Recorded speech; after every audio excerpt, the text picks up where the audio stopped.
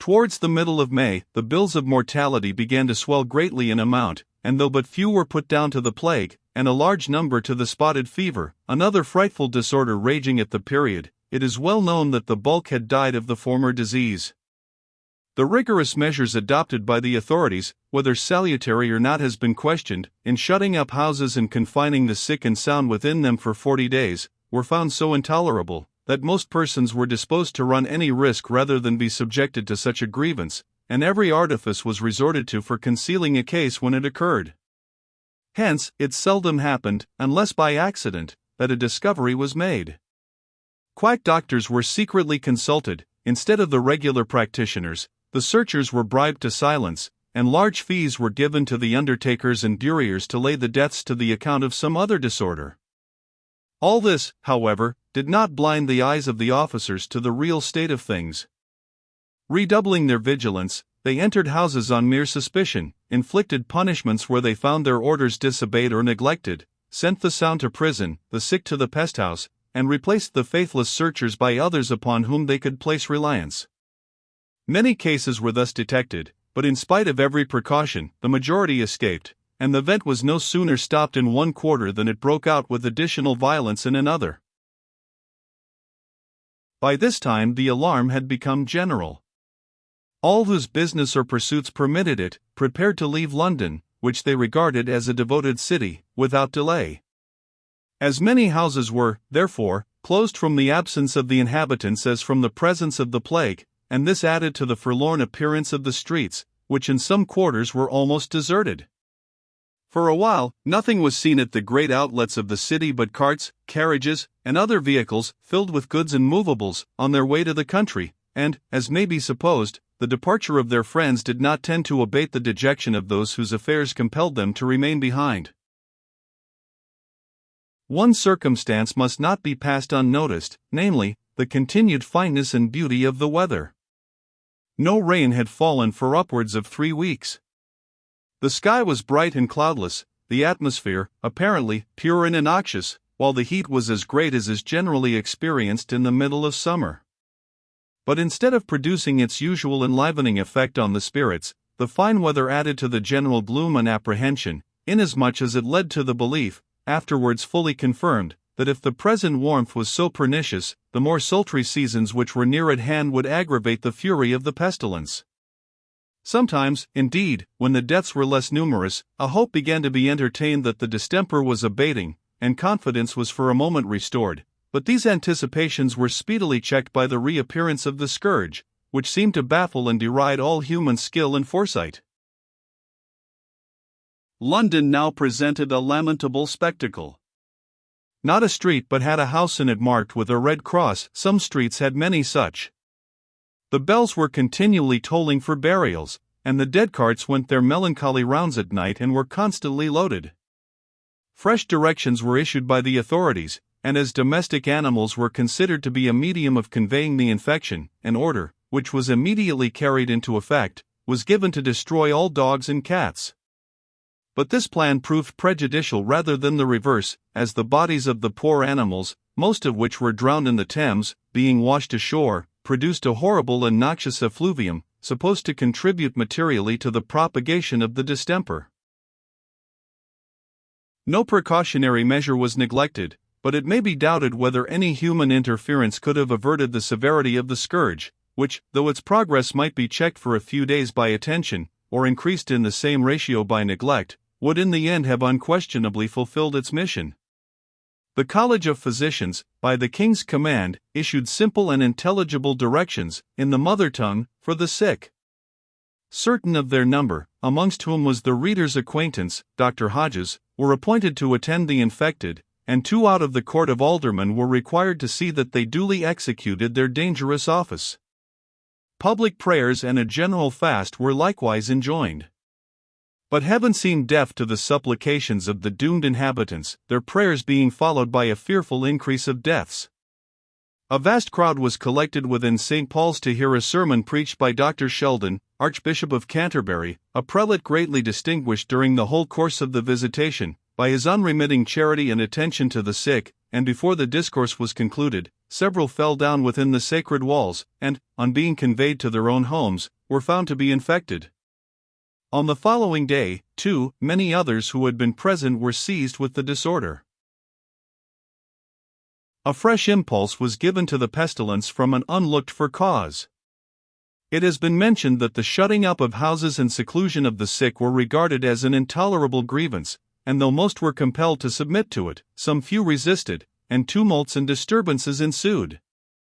As the plague increased, these disturbances became more frequent, and the mob always taking part against the officers, they were frequently interrupted in the execution of their duty. About this time a more serious affray than usual occurred, attended with loss of life and other unfortunate consequences, which it may be worthwhile to relate, as illustrative of the peculiar state of the times. The wife of a merchant, named Barcroft, residing in Lothbury, being attacked by the plague, the husband, fearing his house would be shut up, withheld all information from the examiners and searchers. His wife died, and immediately afterwards one of his children was attacked. Still he refused to give notice. The matter, however, got wind. The searchers arrived at night, and being refused admittance, they broke into the house. Finding undoubted evidence of infection, they ordered it to be closed, stationed a watchman at the door, and marked it with the fatal sign. Barcroft remonstrated against their proceedings, but in vain. They told him he might think himself well off that he was not carried before the Lord Mayor, who would undoubtedly send him to Ludgate, and with other threats to the like effect, they departed. The unfortunate man's wife and child were removed the following night in the dead cart, and, driven half-mad by grief and terror, he broke open the door of his dwelling, and, plunging his sword in the watchman's breast, who opposed his flight, gained the street. A party of the watch happened to be passing at the time, and the fugitive was instantly secured. He made a great clamor, however, calling to his neighbors and the bystanders to rescue him, and in another moment the watch was beaten off, and Barcroft placed on a post, whence he harangued his preservers on the severe restraints imposed upon the citizens, urging them to assist in throwing open the doors of all infected houses, and allowing free egress to their inmates. Greedily listening to this insane counsel, the mob resolved to act upon it. Headed by the merchant, they ran down Threadneedle Street, and, crossing Stocks Market, burst open several houses in Bearbinder Lane, and drove away the watchman. One man, more courageous than the others, tried to maintain his post, and was so severely handled by his assailants, that he died a few days afterwards of the injuries he had received. Most of those who had been imprisoned within their dwellings immediately issued forth, and joining the mob, which received fresh recruits each moment, started on the same errand. Loud shouts were now raised of "Open the doors! No plague prisoners! No plague prisoners!" and the mob set off along the Poultry. They halted, however, before the Great Conduit, near the end of Bucklersbury, and opposite Mercer's Hall, because they perceived a company of the trainbands advancing to meet them. A council of war was held, and many of the rabble were disposed to fly, but Barcroft again urged them to proceed, and they were unexpectedly added by Solomon Eagle, who, bursting through their ranks, with his brazier on his head, crying, "Awake! Sleepers, awake! The plague is at your doors!" Awake, speeded towards the trainbands, scattering sparks of fire as he pursued his swift career. The mob instantly followed, and, adding their shouts to his outcries, dashed on with such fury that the trainbands did not dare to oppose them, and, after a slight and ineffectual resistance, were put to rout. Barcroft, who acted as leader, informed them that there was a house in Wood Street shut up, and the crowd accompanied him thither. In a few minutes they had reached Bloundell's shop, but finding no one on guard, for the watchman, guessing their errand, had taken to his heels, they smeared over the fatal cross an inscription with a pail of mud gathered from the neighboring kennel, and then broke open the door. The grocer and his apprentice, hearing the disturbance, and being greatly alarmed at it, hurried to the shop, and found it full of people. "You are at liberty, Mr. Bloundell," cried the merchant, who was acquainted with the grocer. "We are determined no longer to let our families be imprisoned at the pleasure of the Lord Mayor and Aldermen. We mean to break open all the plague houses, and set free their inmates. For heaven's sake, consider what you are about, Mr. Barcroft, cried the grocer. My house has been closed for nearly a month. Nay, as my son has entirely recovered, and received his certificate of health from Dr. Hodges, it would have been opened in 3 days hence by the officers, so that I have suffered all the inconvenience of the confinement, and can speak to it. It is no doubt very irksome, and may be almost intolerable to persons of an impatient temperament, but I firmly believe it is the only means to check the progress of contagion. Listen to me, Mr. Barcroft, listen to me, good friends, and hesitate before you violate laws which have been made expressly to meet this terrible emergency. Here he was checked by loud groans and upbraidings from the bystanders.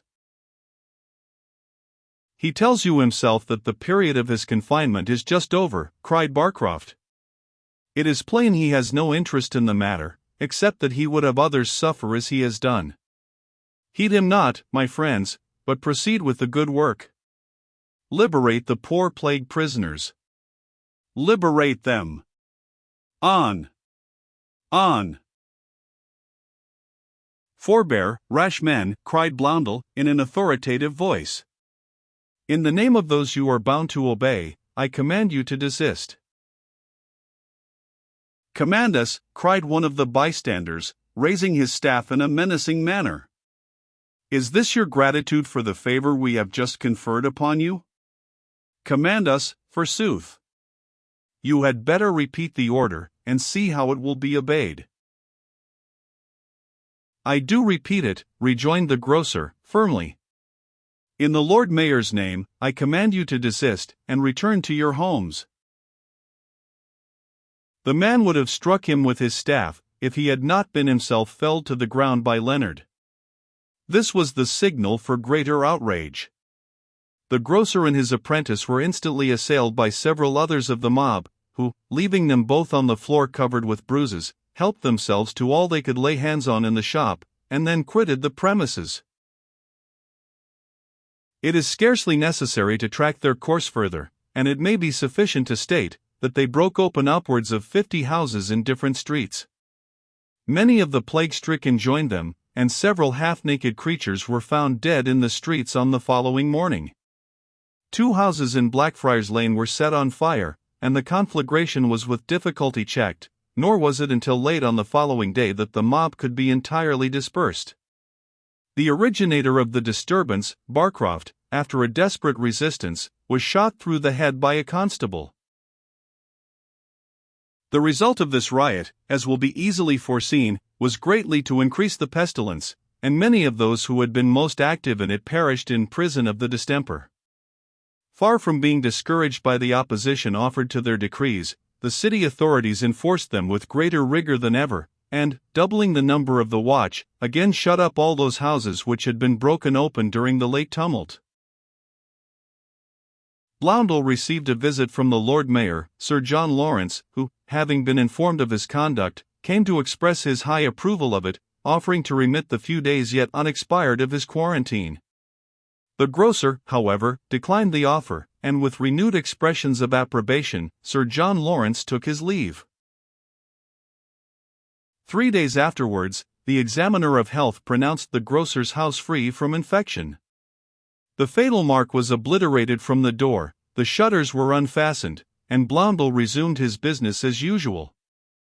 Words are inadequate to describe the delight that filled the breast of every member of his family, on their first meeting after their long separation. It took place in the room adjoining the shop. Mrs. Blondel received the joyful summons from Leonard, and, on descending with her children, found her husband and her son Stephen anxiously expecting her. Scarcely able to make up her mind as to which of the two she should embrace first, Mrs. Blondel was decided by the pale countenance of her son, and rushing towards him, she strained him to her breast, while Amabel flew to her father's arms. The grocer could not repress his tears, but they were tears of joy, and that night's happiness made him ample amends for all the anxiety he had recently undergone. "Well, Stephen, my dear child," said his mother, as soon as the first tumult of emotion had subsided. "Well, Stephen," she said, smiling at him through her tears, and almost smothering him with kisses, "You are not so much altered as I expected, and I do not think, if I had had the care of you, I could have nursed you better myself. You owe your father a second life, and we all owe him the deepest gratitude for the care he has taken of you. I can never be sufficiently grateful for his kindness," returned Stephen, affectionately. "Give thanks to the beneficent being who has preserved you from this great danger, my son, not to me," returned Bloundel. "The first moments of our reunion should be worthily employed." So saying, he summoned the household, and, for the first time for a month, the whole family party assembled, as before, at prayer. Never were thanksgivings more earnestly, more devoutly uttered. All arose with bright and cheerful countenances, and even Blaise seemed to have shaken off his habitual dread of the pestilence. As he retired with Patience, he observed to her, "Master Stephen looks quite well, though a little thinner. I must ascertain from him the exact course of treatment pursued by his father. I wonder whether Mr. Bloundel would nurse me if I were to be suddenly seized with the distemper." "If he wouldn't, I would," replied Patience. Thank you," replied Blaise. "I begin to think we shall get through it. I shall go out tomorrow and examine the bills of mortality, and see what progress the plague is making. I am all anxiety to know. I must get a fresh supply of medicine, too. My private store is quite gone, except 3 of my favorite Rufuses, which I shall take before I go to bed tonight. Unluckily, my purse is as empty as my files." "I can lend you a little money," said Patience. "I haven't touched my last year's wages. They are quite at your service." "You are too good," replied Blaise, "but I won't decline the offer. I heard a man crying a new anti-pestilential elixir, as he passed the house yesterday. I must find him out and buy a bottle. Besides, I must call on my friend Parkhurst, the apothecary. You are a good girl, Patience, and I'll marry you as soon as the plague ceases." "I have something else to give you," rejoined Patience. "This little bag contains a hazelnut, from which I have picked the kernel, and filled its place with quicksilver, stopping the hole with wax. Wear it round your neck, and you will find it a certain preservative against the pestilence." "Who told you of this remedy?" asked Blaise, taking the bag. "Your mother," returned Patience. "I wonder I never heard of it," said the porter.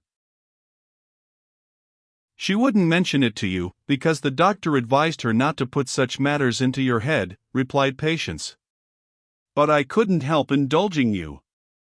Heigho! I hope the plague will soon be over." "It won't be over for 6 months," rejoined Blaise, shaking his head.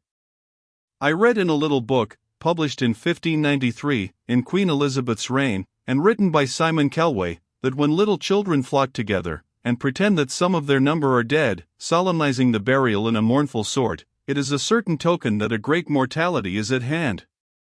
This I have myself seen more than once. Again, just before the great sickness of 1625, the churchyard wall of St. Andrew's, Holborn, fell down. I need not tell you that the same thing occurred after the frost this winter." "I heard of it," replied Patience, "but I did not know it was a bad sign." "It is a dreadful sign," returned Blaise, with a shudder. "The thought of it brings back my old symptoms. I must have a supper to guard against infection, a slice of toasted bread, sprinkled with vinegar, and powdered with nutmeg." And chattering thus, they proceeded to the kitchen. Before supper could be served, Dr. Hodges made his appearance. He was delighted to see the family assembled together again, and expressed a hearty wish that they might never more be divided.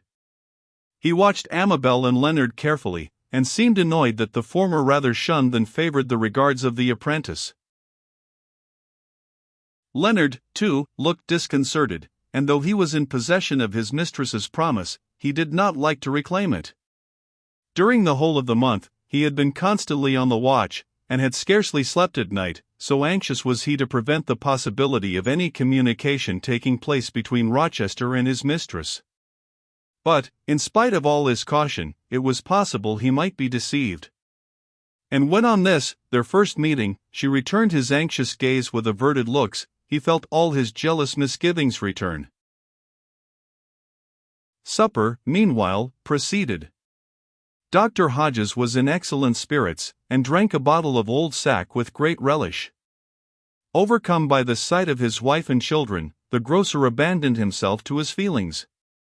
As to his wife, she could scarcely contain herself, but wept and laughed by turns, now embracing her husband, now her son, between whom she had placed herself.